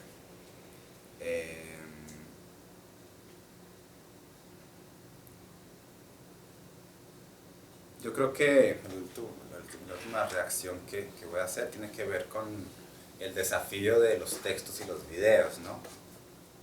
Para mí fue claro desde un principio, y eso estuvo en el proyecto inicial que yo presenté, incluso cuando en la selección, Rogerio recuerdo que me dijo, Milson, ¿y tú vas a hacer todo eso en 3 años? ¿Y con qué plata? Vas a hacer videos en 3 documentales, en 3 países diferentes, en donde la accesibilidad es súper diferente. Y yo que venía de una academia colombiana, boliviana, en donde se trabaja con tan pocos recursos, pero se hacen tantas cosas con tan buena voluntad, yo dije, pero ¿cómo no voy a conseguir hacer esos 3 años y me van a pagar una beca? ¿Quién estudia con beca en América Latina? Nadie. Me dan una beca por estudiar e investigar, ¿cómo que no voy a ser capaz de hacerlo? Para mí estuvo claro que era necesario hacer esos documentales, porque ya en mi experiencia de trabajo en Colombia, los documentales se regaron y tuvieron una difusión mucho mayor que los trabajos escritos. Y aún hoy me escribe gente de Colombia agradeciéndome por documentales que hice en situaciones de conflicto muy difíciles allá. Entonces para mí eso era central, como les dije, como no solamente para darles una voz a los pobres y a los indígenas, sino como una apuesta política, primero por politizar nuestros productos académicos sin que salgan de este espacio académico, y segundo por permitir productos que sean fácilmente usables y apropiables. Yo ahorita estoy tratando de ir y de entregarles los videos y por favor, pirateenlo todo lo que puedan. Y saco 50 copias y les entrego y continúen pirateándolo. Mi idea inicial era hacer un hipertexto en el cual uno está así leyendo y simplemente hace clic y sale Judy Hakanamijoy hablando del primer territorio y luego debatiendo con Harvey sobre espacialidad, no sé. Eso era, digamos, un desafío en términos técnicos para mí que no conseguía hacer. En la banca de cualificación me dijeron, tienes que traer más esa riqueza de los videos hacia el texto, porque la gente que lee el texto tal vez no va a leer los documentales o al revés. Entonces tráelo más. Hice el ejercicio de tratar de la descripción de los casos, que antes no retomaba las palabras de los sujetos, tratar de traer esos elementos y colocarlos. Pero hace falta ese ejercicio de vuelta al segundo y primero capítulo y traerlos aún más. Entonces eso sigue siendo todavía un desafío y bueno, esperamos también que en el futuro haya otras opciones técnicas para poder hacer esa imbricación entre texto y video de una mejor manera. Yo creo que serían como eso las reacciones que tuvieron. Muchísimas gracias nuevamente, Horacio. Jorge. Agora, Jorge e Horácio têm uma informação. Então a gente vai propor 10 minutos de Pausa. rigorosos de pausa. Banho. Banho. Não, Amejar. não, La materialidad no puede ser.